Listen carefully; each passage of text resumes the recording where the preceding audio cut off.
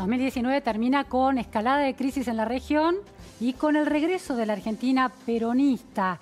El ejercicio de los astronautas, cómo se ve la Tierra desde la Luna, cómo se ve las tierras desde el espacio, bueno, cómo se ve la Argentina desde España. Estamos con el periodista español Ignacio Escolar. Muchas gracias, Ignacio, por estar aquí. Muy buenas tardes. Buenas tardes, ¿cómo estás? Ignacio es el director del prestigioso diario digital eldiario.es. Ignacio, ¿los tomó por sorpresa a los españoles el triunfo de la fórmula Frente de Todos? ¿Cuál fue esa reacción de ustedes? Yo creo que ya en los últimos meses se veía venir que esto iba a ocurrir y desde luego no fue una enorme sorpresa.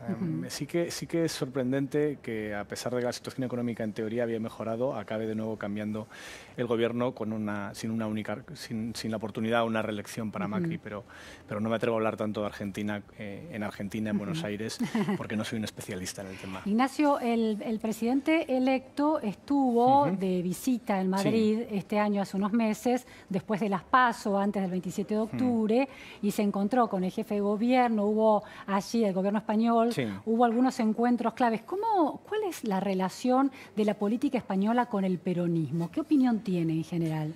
Yo creo que como el peronismo es algo tan amplio y tan complejo, no es lo mismo la relación que han tenido con los distintos presidentes argentinos, pero de entrada la relación española es de respeto. España y Argentina tienen fuertes nexos comerciales, hay muchas empresas españolas que están presentes aquí y creo que a cualquier gobierno de signo que sea le interesa tener una buena relación con el gobierno argentino, sea cual sea ese gobierno.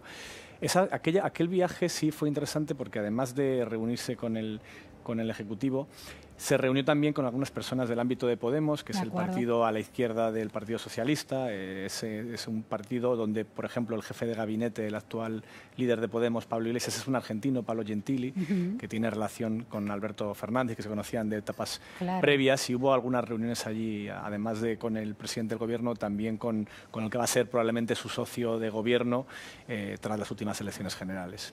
Hubo una polémica porque Podemos lo llevó al Congreso español, y las lecturas fue que estaba invadiendo un espacio que debe consensuarse entre los parlamentarios españoles y había sido usado para un candidato, en ese momento era un candidato presidencial. Sí, hubo cierta polémica, pero eso entra dentro, yo creo, del debate interno de España. Hay que tener en cuenta que el partido Podemos, que es el partido que cursó la invitación para esa presentación, es un partido en un momento en el que también España estaba en un proceso electoral, es decir, que probablemente en otras circunstancias no hubiese sido polémico, pero que en aquel momento lo fue por esa razón.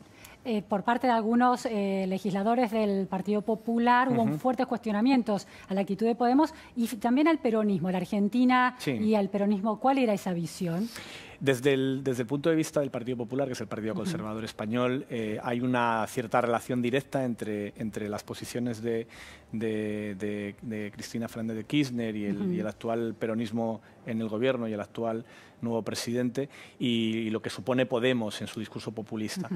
Y pasa con bastantes temas internacionales, pero sobre todo en un periodo electoral como el que estábamos en aquel momento, es muy habitual que se utilice el tema interno nacional español con relación a lo exterior, a lo internacional y a Latinoamérica, también por los nexos que históricamente han tenido algunos dirigentes de Podemos con Venezuela, sobre todo. Claro. En términos de relación comercial o de inversiones españolas en Argentina, ¿hay preocupación por el regreso de la expresidenta Cristina Fernández de Kirchner al Poder Ejecutivo Nacional, en este caso como vicepresidenta? Sí, algunas empresas españolas lo han visto con ojos críticos, aunque dudo que se atrevan a manifestarlo públicamente porque es un tema muy sensible y no creo que quieran confrontar. Sí que llamó la atención, por ejemplo, la decisión de Telefónica de hace apenas unas semanas sobre el nuevo plan estratégico de Telefónica, que habló de concentrar las inversiones en varios países y creo que eso sí que va a tener un efecto en Argentina. Claro, de retirarse, ¿no? Exacto. Claro. Eso es, detrás de eso hay una preocupación política o es una preocupación de condiciones de inversión. Yo creo que tiene que ver con las condiciones de inversión en el caso de las empresas españolas. Es verdad que en el caso de Telefónica es una compañía multinacional que en los últimos meses, casi el último año, ha estado bastante castigada en bolsa, tenía un desempeño bursátil complejo, también relacionado con la evolución del sector de las telecomunicaciones en toda Europa, pero ha pagado especialmente. Y necesitaban hacer algo, hacer un nuevo plan. Entonces, el nuevo plan presentado hace escasos días por el presidente de Telefónica responde a esa situación. Ignacio, América Latina tiene crisis impensadas como la chilena, por ejemplo, ¿no? El país modelo en términos de desarrollo económico y logros de también de sus condiciones de vida estalla porque los ciudadanos chilenos sostienen que hay una falta de equidad muy marcada. Desde España, ¿cómo se ve esa crisis, ¿no? ¿Qué era Chile para España y cómo ha sido sorprendente porque se veía a Chile como uno de los países más estables dentro de América Latina, pero lo que es cierto es que lo que ha explotado es la desigualdad económica, que es algo que creo que está detrás de casi todos los problemas que vive la región en los últimos años, también por el auge de determinadas opciones políticas que tienen que ver directamente, en mi opinión, con la desigualdad. Una de las cosas que más llama la atención, tanto a un latinoamericano cuando visita España como a un español cuando sale de España y visita América Latina, es las diferencias de renta y lo que supone eso en inseguridad ciudadana.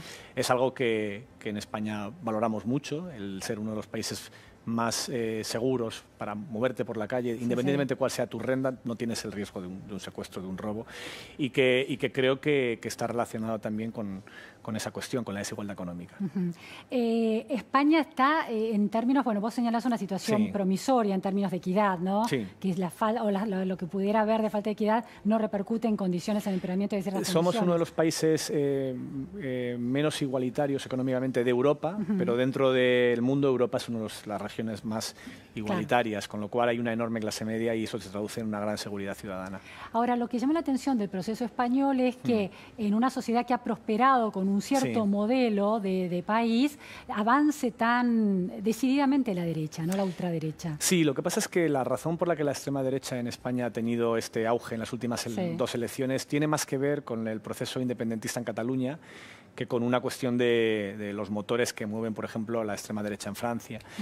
En España la gran novedad de los últimos 4 o 5 años ha sido el proceso independentista en Cataluña. Ha sido un proceso muy traumático para todos los españoles, tanto catalanes como no catalanes, y que ha generado enormes reacciones en el resto de España contra los catalanes. Una reacción nacionalista. Una reacción nacionalista que es la que ha alimentado a Vox, que Vox tiene más vectores que empujan ese partido de extrema derecha, pero el fundamental es el soberanista, es la cuestión independentista y la unidad de España como reacción contra el órdago, el intento secesionista de Cataluña. Lo que llama también la atención es la pervivencia de la figura de Franco y todo lo que representa, los debates que produce y la apropiación por parte de Vox de parte de ese legado.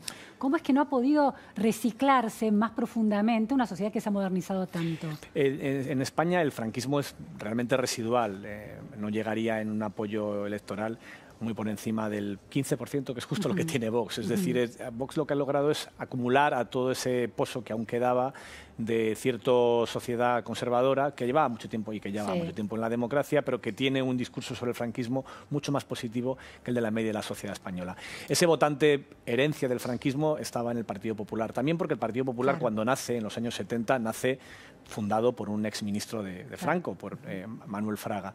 Y cuando ese franquismo sociológico estaba dentro del Partido Popular, pues tenía presencia en algunos debates públicos, pero no era tan relevante ni tan ruidoso como lo es ahora. Vox hay que entenderlo como una escisión por la derecha del propio Partido Popular. Gran parte de sus fundadores vienen de ese partido, pero con un discurso mucho más radical provocado por el tema Cataluña y que, por supuesto, es el único partido en el Parlamento que se atreve a defender abiertamente la dictadura franquista. Claro. Ahora, ese 15% que obtiene en términos electorales no puede estar subrepresentando en realidad un esquema de valores, un cierto sistema de visión del nacionalismo español que permea más claramente dentro de la España profunda, del interior. Sí, no, la reacción nacionalista española es una realidad, siempre ha existido en mayor o menor medida y también convive con dificultad con una realidad española, que es que tenemos unas nacionalidades históricas reconocidas en la Constitución, que son desde luego el País Vasco, también Galicia, también Cataluña, y que vienen con unos derechos históricos adquiridos y con una cultura propia, un idioma propio y unas diferencias claras, ¿no?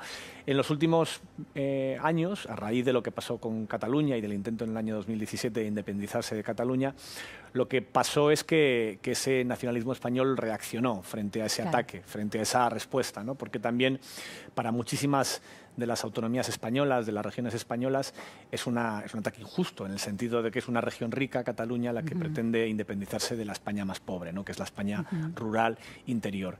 Y en gran medida ese es lo que ha empujado a Vox. Hay evidentemente otros factores ideológicos, es un partido también tremendamente machista, es muy crítico con el feminismo, homófobo, con declaraciones homófobas abiertas por parte de sus líderes. Es también un partido xenófobo, muy crítico con la inmigración y sobre todo con la inmigración de origen musulmán del norte de África.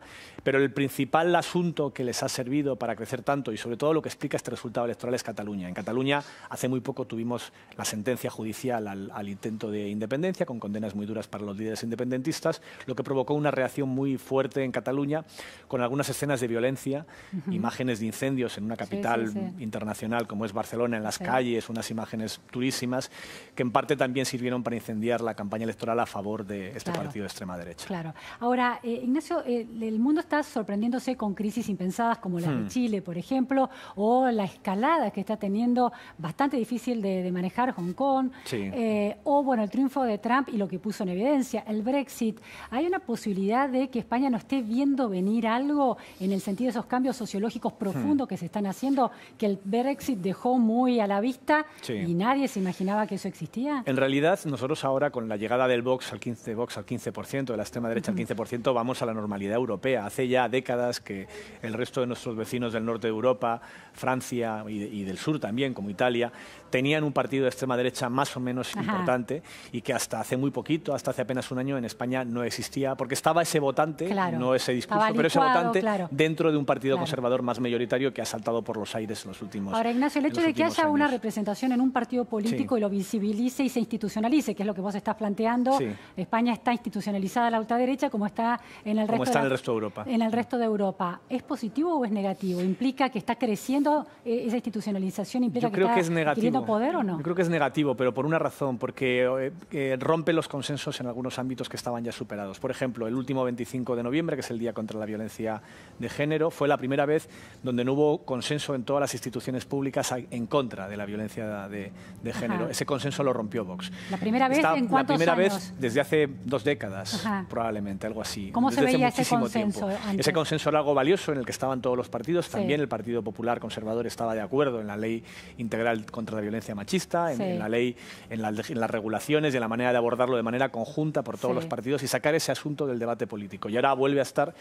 Y digamos que el problema que provoca Vox es que la competencia por ese votante de derechas hace que se rompa no solo ahí ese consenso, sino que incluso algunos dirigentes, algunos voceros del Partido Conservador acaben entrando en ese discurso peligrosísimo por lo que tiene de negar un problema real que sigue matando todos los años a decenas de mujeres en España. Claro. Hay una diputada del Partido Popular argentina. Se me fue el nombre ahora, ya vamos a... Cayetana Álvarez de Toledo. Que es la actual portavoz, ¿Cómo? Es la actual portavoz del Partido Popular. Que plantea posiciones muy a contrapelo de unas ideas progresistas. ¿Cómo se ve esa discusión entre valores progresistas y otra matriz de valores que discute eso sin caer en la ultraderecha? Una de las incógnitas en el próximo configuración del Partido Popular es si Cayetana Álvarez de Toledo, esta diputada, va a seguir siendo la portavoz del grupo. Hay quien dice que sí, hay quien dice que no, pero sí que ha tenido un discurso más duro, por regla general, del que tenía el propio partido al que representaba, y en parte en algunos asuntos, no en todos y no en los fundamentales, pero en algunos asuntos incluso muy cercanos a los que podía defender en algunos casos la extrema derecha de Vox. Era una portavoz que estaba a la propia derecha de su partido. Muchas veces plantea también, cuestiona la hegemonía del discurso progresista como una hegemonía totalitaria, ¿no? Sí, no, por eso, a eso me refiero. Tiene unos discursos a veces un poquito, yo diría, exagerados a la hora de plantear cosas que, por otra parte, algunos de sus propios dirigentes de su partido y sobre todo líderes regionales con poder institucional, el presidente, por ejemplo, de Galicia, que es del Partido Popular, han cuestionado interna y externamente, diciendo que ese discurso no le representa a todo el partido, ¿no? Pero es verdad que cuando el presidente del Partido Popular la elige ella como portavoz dentro del Parlamento, del Congreso de los Diputados, lo hace para mandar un mensaje político y cerrar un poco esa frontera que tenía a su derecha con el votante de Vox. Claro, sin llegar a ese extremo. Sin llegar a ese extremo, reforzar esa frontera. Bien. Decías que Podemos ha visto con buenos ojos el régimen de Maduro en Venezuela. Sí. ¿Es cuestionado en España por eso?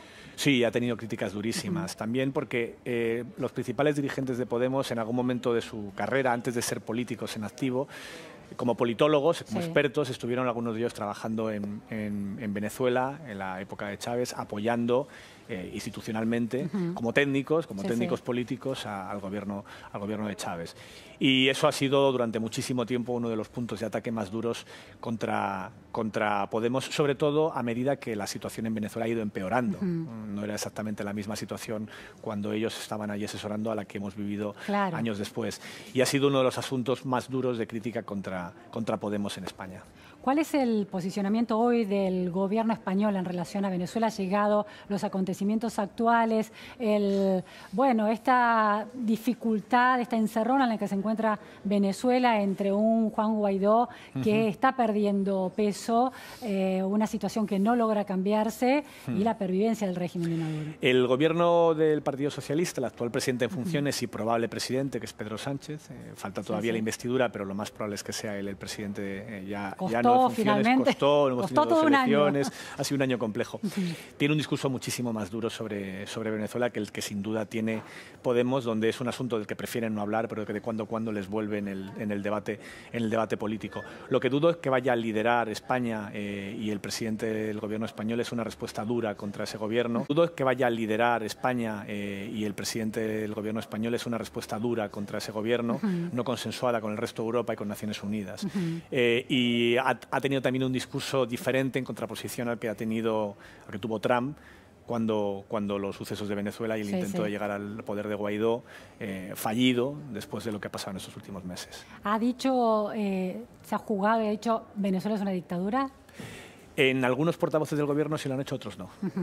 Es un asunto del cual no todo el gobierno piensa lo mismo. Última pregunta, Ignacio. ¿Los temas internacionales se han convertido a asuntos de división dentro de la política doméstica también en España? Sí, y tiene que ver con la llegada de Podemos. Ha habido un triángulo en el cual, para criticar a Podemos, se hablaba de política internacional y la política internacional se convertía en política nacional por la crítica a Podemos, ¿no? Y ya por asimilación, ¿no? Como Podemos estuvo en Venezuela y el gobierno actual va a estar apoyado en Podemos, el gobierno actual es venezolano, el cual es ya un poco exagerado, ¿no?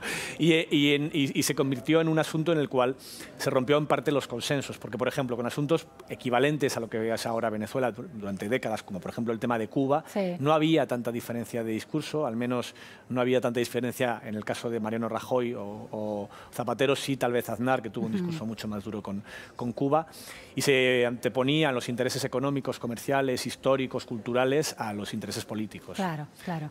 ¿Y en relación a Bolivia, por ejemplo? Exactamente lo mismo, pero ahí sí que yo creo que el gobierno ha sido más duro en criticar el golpe militar que ha depuesto a Evo Morales, a pesar de los muchos errores previos que ha tenido Evo Morales al intentar presentarse a la reelección. Muchísimas gracias, Ignacio Escolar, por esta mirada del mundo desde España y también de Argentina. Muchas gracias. Encantado. Vamos ahora a escuchar las palabras de Máximo Kirchner.